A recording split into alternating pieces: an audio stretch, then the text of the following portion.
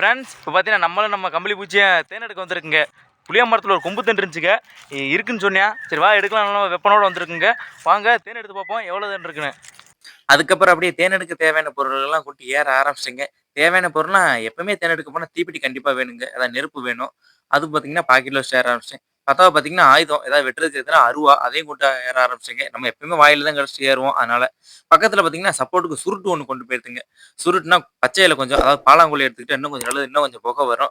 ரெண்டாவது பார்த்தீங்கன்னா தென்னை மட்டை, அது சுற்றி ரொட்டேட்டாக கட்டிட்டேன். அதில் பற்றிக்கிட்டா நல்லாவும் பற்றிக்கிட்டு எரியும், நல்லா புகை வரும். அதனால ரெண்டையும் மிக்ஸ் பண்ணி எடுத்துகிட்டு கொண்டு ஆரம்பிச்சிங்க. புளிய மரம்னால வெயிட் நல்லாவே தாங்கும். எப்படி பார்த்தீங்கன்னா, கைத்தண்டி வாதம் எடுத்துக்கிட்டாலும் ஒரு 100 கிலோ தாங்கும். அதனால நம்பி போலாங்க, எவ்வளோ பெரிய வாதா இருந்தாலும். நானும் அப்படியே போயிட்டேங்க. அங்க போய் நானும் தேனுகிட்ட தீய காட்டிக்கிட்ட ஆரம்பிச்சேன். ஒண்ணும் எட்டலைங்க. ஏன்னா இந்த வாதுல இருந்தோம, தேனு பார்த்தீங்கன்னா, பக்கத்து வாதுல இருந்துச்சு. அதனால அந்த தீய தூக்கி தேன்லயே போட்டுட்டு கொஞ்சம் கொஞ்சமா கிளீன் பண்ண ஆரம்பிச்சேங்க.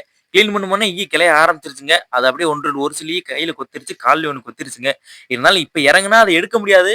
அதனால இப்ப எடுத்தர முடியும் மாப்பிளை அப்படின்ட்டு ஆரம்பிச்சுட்டேன். நானும் இறங்குவான்னு கேட்டேன். யோவ் எடுத்துறியா அப்படின்னாங்க நம்ம கம்பளி பூச்சிய. அதனால எடுத்துட்டேங்க. தேன அப்படியே ஒரு வாது வெட்டி எடுத்துட்டேன். அது கொஞ்சம் ஓரளவு பெரிய வாதா இருந்துச்சு. இருந்தாலும் வெட்டிட்டோம். நல்ல புளிய மரம், காய்ச்சிட்டு இருக்க புளிய மரம். கொஞ்சம் மனசு கஷ்டமா தான் இருந்துச்சு. வெட்டும்போதே பார்த்தீங்கன்னா, அதோட தேன் ராடு பிஞ்சு போக ஆரம்பிச்சுருச்சுங்க. ஏன்னா, தேனுக்கும் தேனு அந்த வாதுல இருக்கும். அந்த ராட் பார்த்தீங்கன்னா, கீழ தனியா ஒட்டிக்கிட்டு இருக்கும். அதனால அந்த அளவு ஸ்ட்ரென்த்தா இருக்காது. சும்மா சப்போர்ட்டா தான் இருக்கும். அதனால எடுத்து பக்கத்துல வச்சுட்டு, அப்படியே வாத கிளீன் பண்ண ஆரம்பிச்சுட்டேங்க. ஏன்னா, கிளீன் பண்ணி தான் கொண்டு வர முடியும். நம்ம அவ்வளோ பெரிய வாதம் இந்த சின்ன சந்துல கொண்டு வரணும்னா டிஸ்டர்பன்ஸ் ஆயிரும். எங்கேயாவது நம்ம பல்டி அடிச்சுருவோம். நம்ம எப்படி பார்த்தாலும் ஒரு 10, 15 அடி ஹைட் இருக்கும். அங்க இருந்து விழுந்து எதுக்கு கை, கால டேமேஜ் பண்ணிட்டு, அப்படின்னு அப்படியே மறுபடியும் கொண்டு வர ஆரம்பிச்சேங்க. போம்போது கொஞ்சம் கஷ்டமா இருந்துச்சு. வரும்போது தேன் கையில எடுத்தாச்சு அப்படின்னு கொஞ்சம் ஹேப்பியோட, இன்னும் கொஞ்சம் மோட்டிவேட்டோட நடந்து வந்தேங்க. அதே மாரி வாயில கடிச்சுக்கிட்டு தேன கையில கொண்டு வர ஆரம்பிச்சுட்டேங்க. கொண்டு வரும்போது எனக்கு வேணும், எனக்கு வேணும்னு இவங்க கொஞ்சம் பஞ்சாயத்து பண்ணிட்டு இருந்தாய்ங்க. நெறைய பேர் சொல்றத கேள்விப்பட்டிருப்பீங்க. ஏறும்போது ஏறிட்டேன், திருப்பி தான் இறங்க முடியல அப்படின்னு. அதே மாரி தாங்க எனக்கும் ஆச்சு. ஏறும்போது பார்த்தீங்கன்னா, ஒரு வழியா தொங்கி ஏறிட்டேன். ஆனா இறங்கும்போது எப்படி இறங்குனதுன்னு தெரியல. கீழ குதிச்சா கீழ பூரா கட்ட கட்டையா இருக்கும். அதாவது வெட்டுக்காடு. வேற வேற ஆல்ரெடி வெட்டி விட்டது, கால் வச்சா அந்த கட்ட ஏத்திருங்க. அதனால பார்த்து அப்படியே தொங்கி சேஃபா தாங்க இறங்கணும். அதுக்கு தான் ரொம்ப கஷ்டப்பட்டேன்.